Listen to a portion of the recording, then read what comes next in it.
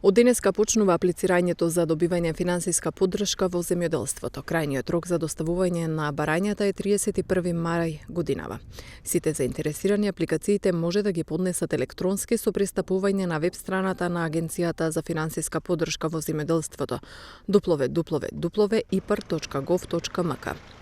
Директорот на агенцијата Никица Бачовски информира дека барањата за мерките за растително производство се поднесуваат врз основа на евидентирани податоци за парцели во единствениот регистар на земјоделски стопанства.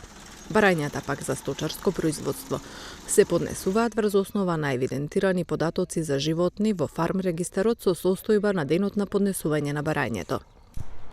Апелирам до сите земјоделци, како и секоја година, пред да поднесат барања за субвенции, да ги ажурираат податоците со цел да имаат точни и целосни информации во сите системи од каде агенцијата ги превзема податоците и кои се основа за стекнување на право за добивање на субвенции.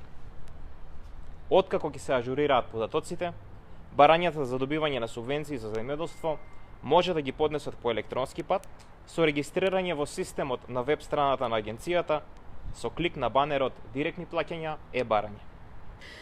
Бачовски појасни дека по електронското поднесување на барањето апликантите треба да отпечатат 2 примерока, истите да ги потпишат својрачно, пошто еден примерок треба да достават до агенцијата. Оние апликанти кои ќе побараат помош од вработените во подрачните пред да ги потпишат барањата, да проверат дали сите податоци и култури им се точно внесени. По програмата за директни плаќања и програмата за рурален развој, вкупната сума која што ни е на располагање околу 5 милиарди денари, кои што по она што го имаме како утврдена динамика на исплата на субвенциите, ќе почнат со исплата некаде на почетокот на наредната година.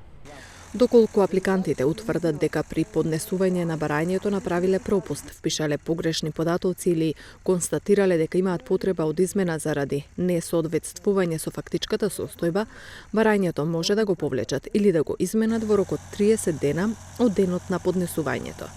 Бачовски апелираше до сите апликанти кои ќе побараат поддршка и помош од вработените во подрачните единици да ги почитуваат мерките за заштита од COVID-19.